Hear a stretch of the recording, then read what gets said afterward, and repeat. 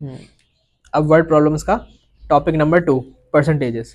ठीक है, देखो फ्रैक्शंस के बारे में हमने एक बात की थी कि फ्रैक्शन क्या होता था, part upon whole, basic definition ये थी।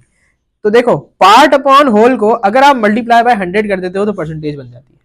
ठीक है ना, ये पार्ट अपॉन होल जो है हमारे पास क्या था, फ्रैक्शन। ठीक है, तो किसी भी फ्रैक्शन को मल्टीप्लाई बाय 100 करो तो आपके पास परसेंटेज आ जाएगी। सही है, और इसी तरीके से अगर किसी परसेंटेज को डिवाइड बाय 100 कर दो तो फ्रैक्शन आ जाएगा। सही है, हमारे पास सम ऑफ फ्रैक्शंस जो था वो 1 के बराबर था, यहां पर सम ऑफ परसेंटेजेस हमारे पास 100 के बराबर है। ठीक है, 100% के बराबर है। आ जाओ कुछ तरह सवाल देखते हैं। देखो सबसे पहले वो कह रहे हैं कि एक्सप्रेस 28% इन फ्रैक्शन। ठीक है, तो देखो जब भी हमें परसेंटेज को फ्रैक्शन में बताना था तो मैंने क्या बताया था कि हम डिवाइड बाय 100 कर देंगे, तो 28 को डिवाइड बाय 100 कर देते। ठीक है, इसको सॉल्व कर लो, 2 14 जार, 2 50 जार, फिर मजीद हो जाएगा 7 जार, 25 जार, अब मजीद नहीं हो सकता। तो 7/25 ये तुमने अपनी परसेंटेज को रिप्रेजेंट कर लिया as a fraction. Express 32% in decimals. ठीक है, तो डेसिमल्स के लिए पहले तो फ्रैक्शन बनाना पड़ेगा ना, तो डिवाइड बाय 100 करेंगे फ्रैक्शन के लिए। अब हम बचपन में एक बात पढ़ते थे कि डेसिमल जो होता है ना वो हमेशा एंड में होता है। ठीक है, और अगर हम डिवाइड बाय 100 कर रहे हैं तो 100 में 2 जीरो हैं तो हम 2 स्टेप पीछे आएंगे, तो ये हो जाएगा 0.32 और ये 2 जीरो कैंसिल हो जाएंगे। सही, तो ये आपके पास डेसिमल बन गया। सही, ये आपके पास डेसिमल बन गया। Express 3/5 in percentage. परसेंटेज में जाने के लिए फ्रैक्शन से हम क्या कर रहे थे, मल्टीप्लाई बाय 100 करते थे। 5 1 जार, 5 20 जार, 3 20 जार 60%, तो ये परसेंटेज में रिप्रेजेंट हो गया। What is 50% of 70? ठीक है, व्हाट इज 50% ऑफ का क्या मतलब था, multiply of 70। What is 50% of 70? एक जीरो कैंसिल, एक जीरो कैंसिल, 5 7 जार 35। तो 50% ऑफ 70 इज 35, यानी कि 70 को आधा करो 35 बनता है। ठीक है, तो ये हमने उस तरह से बताया। अच्छा जी, there are 30 girls and 20 boys in a class, what is the percentage of boys? ठीक है, तो पहले तो फ्रैक्शन बनाना पड़ेगा ना। ठीक है, पहले तो फ्रैक्शन बनाना पड़ेगा। देखो हाँ, बॉयज कितने हैं, 20, टोटल क्लास में बच्चे कितने हैं? ठीक है, ये बन गया हमारा पार्ट अपॉन होल फ्रैक्शन। अब परसेंटेज के लिए मल्टीप्लाई बाय 100, तो ये क्या हो जाएगा, 20/50 multiply by 100, zero zero cancel, 5 1 जार, 5 20 जार, 40% आंसर आ गया। सही है, 40% आंसर आ गया। अब पढ़ो, out of 120 cars 30% are blue, find the number of cars that are not blue. ठीक है, अब अगर 30% कार्स जो हैं वो ब्लू हैं तो 70% होंगी जो ब्लू नहीं होंगी, है ना, नॉट ब्लू। 70% होंगी जो ब्लू नहीं होंगी। ठीक है, सम ऑफ परसेंटेजेस हमेशा हमारे पास कितना बनना चाहिए, 100।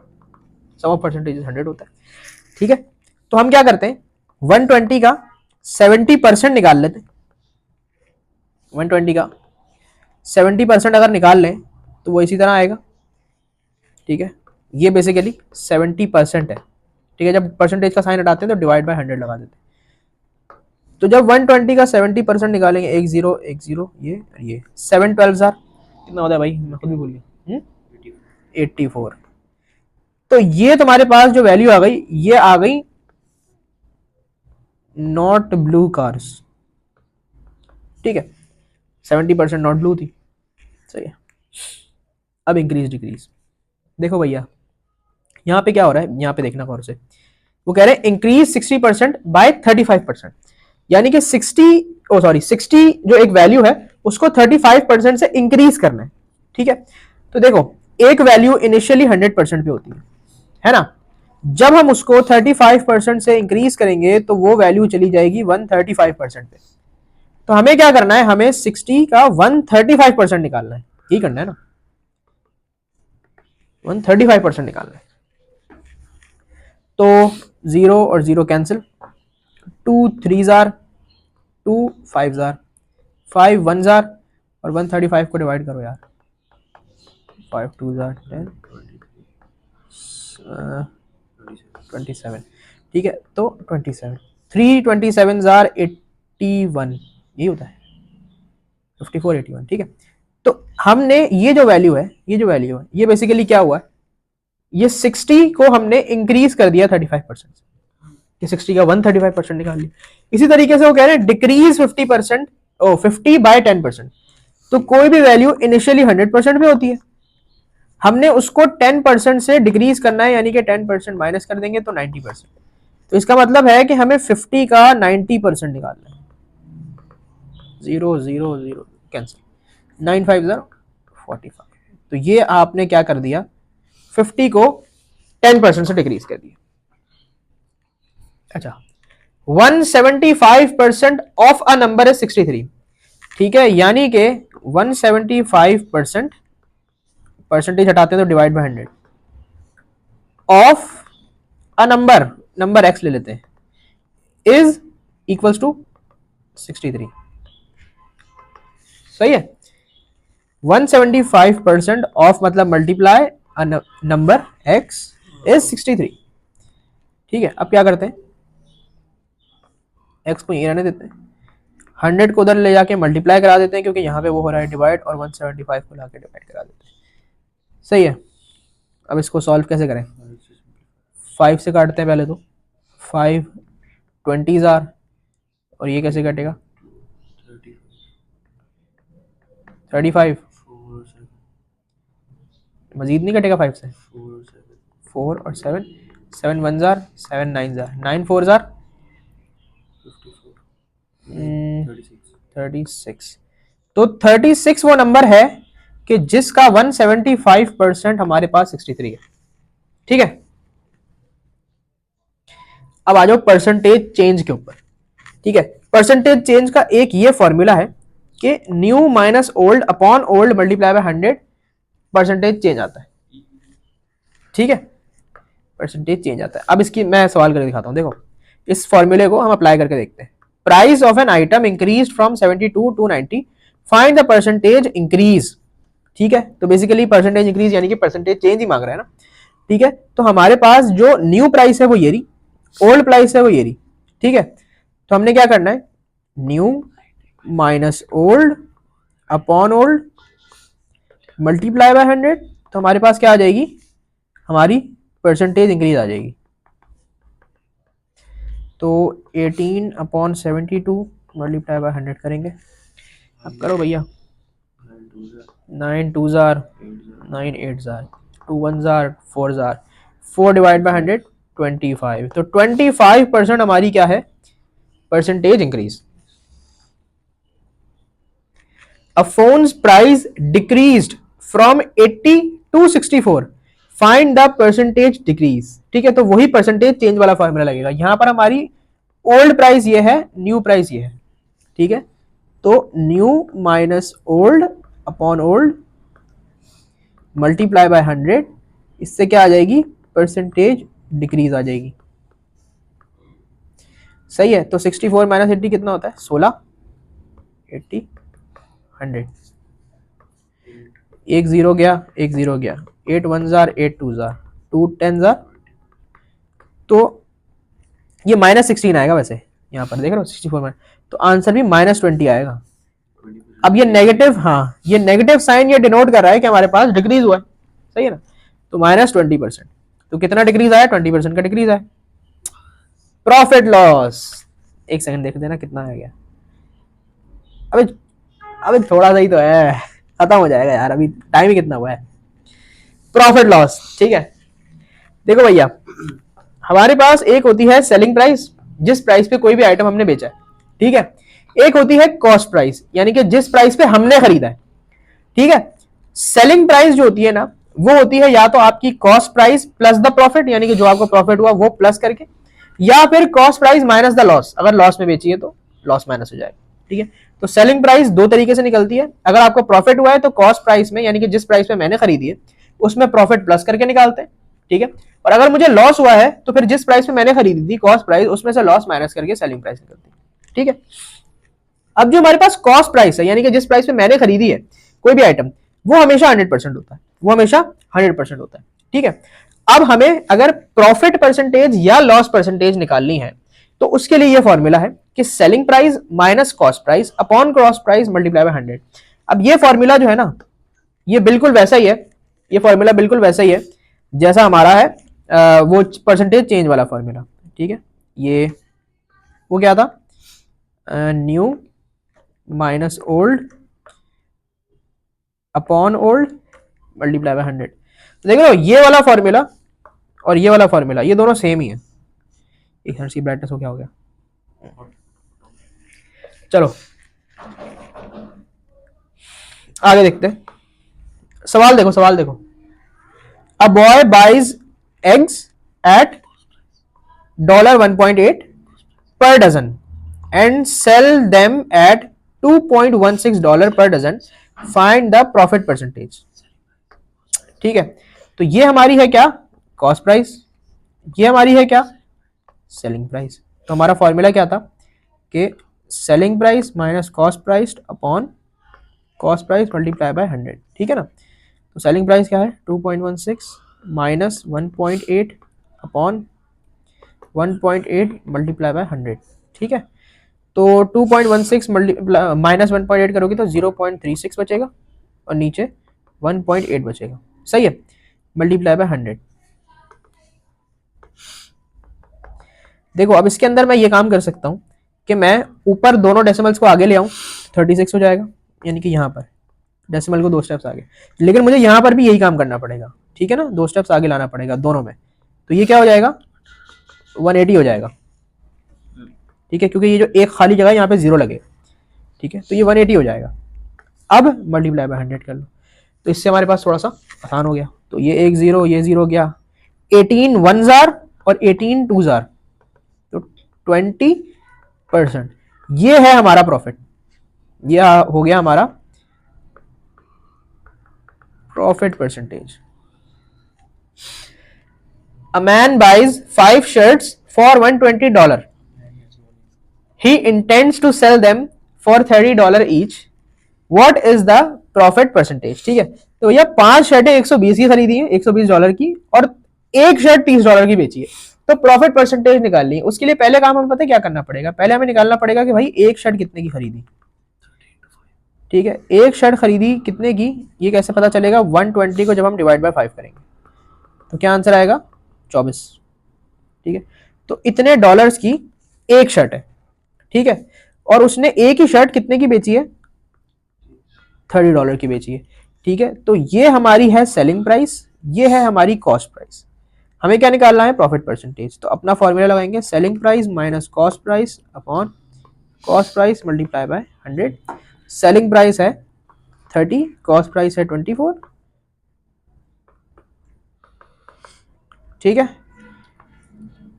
30 माइनस 24 हो गया 6 upon 24 multiply by 100। 6 1 jar, 6 4 jar, 4 divide by 100 कितना हो गया 25%। तो ये हमारे क्या हो गया, प्रॉफिट परसेंटेज हो गया। अच्छा जी, अब देखो, the cost price of a certain article is $900. He sells it at a 12% profit. Find his selling price. सही है, तो देखो यहां पर देखो हमारे पास $900 जो है ना, ये क्या है, ये 100% प्राइस है। सही है, क्योंकि ये थी क्या, कॉस्ट प्राइस। ठीक है, सेलिंग प्राइस क्या है, $112 के प्रॉफिट के साथ है। सेलिंग प्राइस क्या थी, कॉस्ट प्राइस प्लस प्रॉफिट। तो कॉस्ट प्राइस अगर 100% है और 12% का प्रॉफिट है, तो सेलिंग प्राइस कितनी होगी, 112% का प्रॉफिट, 112%। तो 112% हमारी क्या है, सेलिंग प्राइस। यूनिटरी मेथड हो गया, क्रॉस मल्टीप्लाई कर देंगे, इसको इससे इसको इससे, तो होगा 100 selling price equals to 900 to 112। ठीक है, selling price equals to 900 into 112 upon 100। ये 2 0 और ये 2 0 कट गए। ठीक है, 112 को 9 से मल्टीप्लाई कराना है, तो ऐसे करा लेते हैं, 9 2 jar 18, 9 1 jar 9 plus 1 10, 9 1 jar 9 plus 1, तो 1008 जो है डॉलर्स, ये हमारी क्या हो गई, सेलिंग प्राइस हो गई। सही है,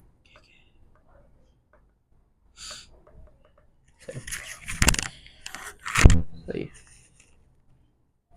अब देखो, a suit marked at $80 is sold for $68, what is the rate of discount.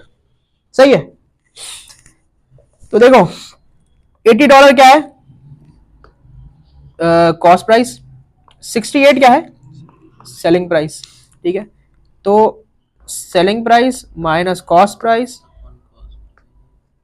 Multiply by 100 करेंगे, तो डिस्काउंट परसेंटेज आ जाएगी, मतलब रेट ऑफ डिस्काउंट मांगे वो परसेंटेज ही है बेसिकली। ठीक है, रेट मतलब ये रेट ऑफ मतलब परसेंटेज निकालना। 68 माइनस 80 कितना हो गया, -12 हो गया ना, 0 0 गया, 4 2 jar, 4 3 jar, 2 1 jar, 2 5 jar, 5 jar ना, 3 5 जार, तो -15%, बेसिकली ये डिस्काउंट हो गया। ठीक है, ये नेगेटिव साइन बस ये बता रहा है आपको कि डिक्रीज हुआ है। What was the original price of a phone that sold for $70 during a 20% off sale। ठीक है ना, एक प्राइस है, उसकी हमें ओरिजिनल प्राइस बतानी है, उसकी सेलिंग प्राइस ये है, और डिस्काउंट कितने का आया है, 20% का। हाँ सही है, तो इसका मतलब है कि जो $70 है, ठीक है, ये हमारे पास 20 के डिस्काउंट के बाद है, तो यानी कि ये 80% प्राइस है, और हमें निकालनी है कॉस्ट प्राइस जो कि होती है 100%। ठीक है, तो कॉस्ट प्राइस को हम x रख लेते हैं, x क्रॉस मल्टीप्लाई हो गया 70 मल्टीप्लाई बाय 100, और 80 यहाँ पे मल्टीप्लाई हो रहा होगा, हाँ वहाँ ले जाके मैं इसको डिवाइड करा देता हूँ, 0 और 0 गया, तो 7 मल्टीप्लाई बाय 100, 700, इतनी बड़ी कैसे आ गई, अरे 8 भी तो है नीचे, नीचे 8 भी तो है। सही है, तो उसको भी काट ही लेते हैं ना पहले, 2 4 जार 50 जार, 2 2 जार 25। ठीक है, 7 मल्टीप्लाई बाय 25 कितना हुआ,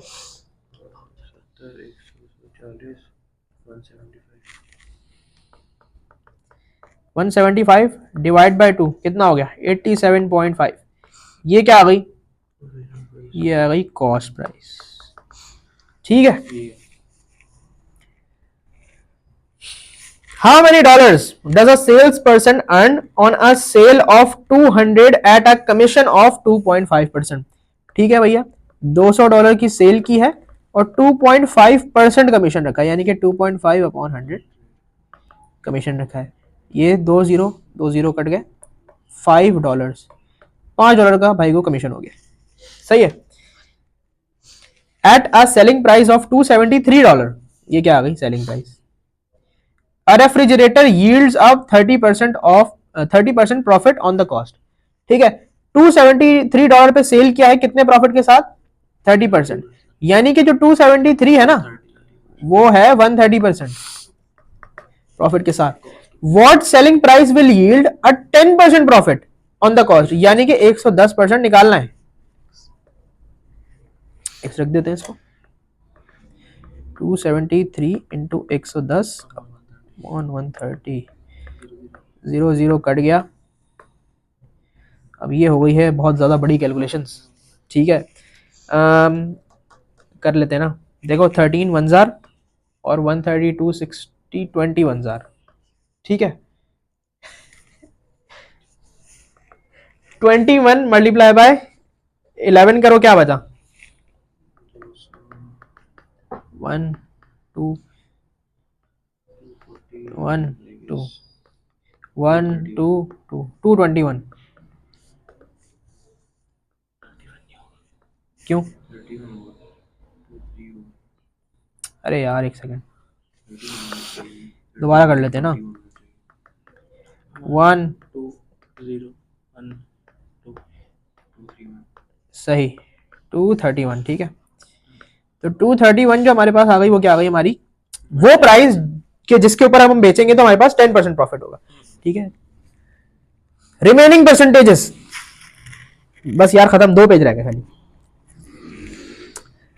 अच्छा जी, रिमेनिंग परसेंटेजेस में बेसिकली क्या होगा, जिस तरह हमारे पास रिमेनिंग फ्रैक्शन में नहीं ट्री डायग्राम वगैरह बना रहे थे, वो देखो, an amount first decreased by 10% and then increased by 10%, find the final percentage. अब देखो किसी, हाँ किसी आम बंदे से ये बात पूछेंगे, ठीक है, तो ये बोलेगा कि अगर एक वैल्यू 10% से डिक्रीज हुई फिर 10% से इंक्रीज हो गई तो यानी कि वो वापसी अपनी वैल्यू पे आ जाएगी, लेकिन ऐसा बिल्कुल भी नहीं है, ठीक है। कोई भी चीज इनिशियली 100% होती है, उसमें जब 10% का डिक्रीज आएगा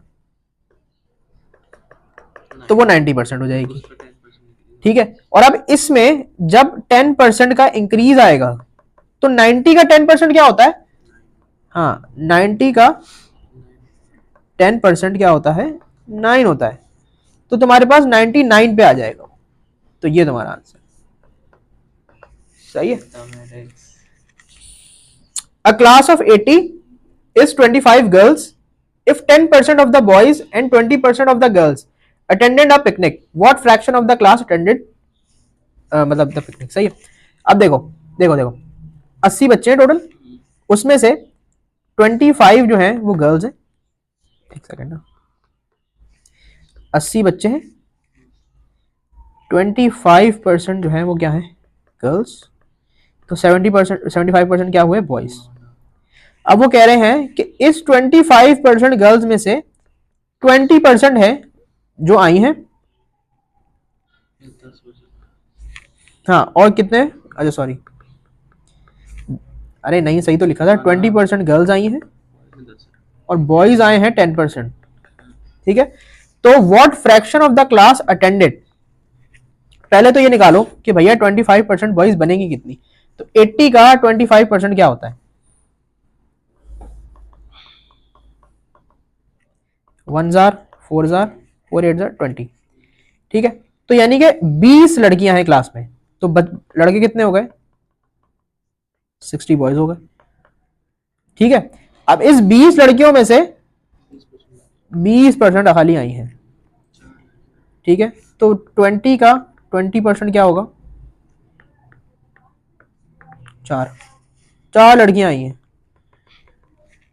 और 60 में से 10% बॉयज आए हैं, तो कितना होगा, 6 बॉयज आए हैं। अब वो कह रहे हैं what fraction of the class attended, तो टोटल कितने बच्चे आए हैं, 10 स्टूडेंट्स। फ्रैक्शन निकालना है तो क्या था, पार्ट अपॉन होल, 1/8, ठीक है। तो ये थोड़ी कॉम्प्लेक्स प्रॉब्लम थी, तो यहां पर हमारे पास परसेंटेजेस खत्म।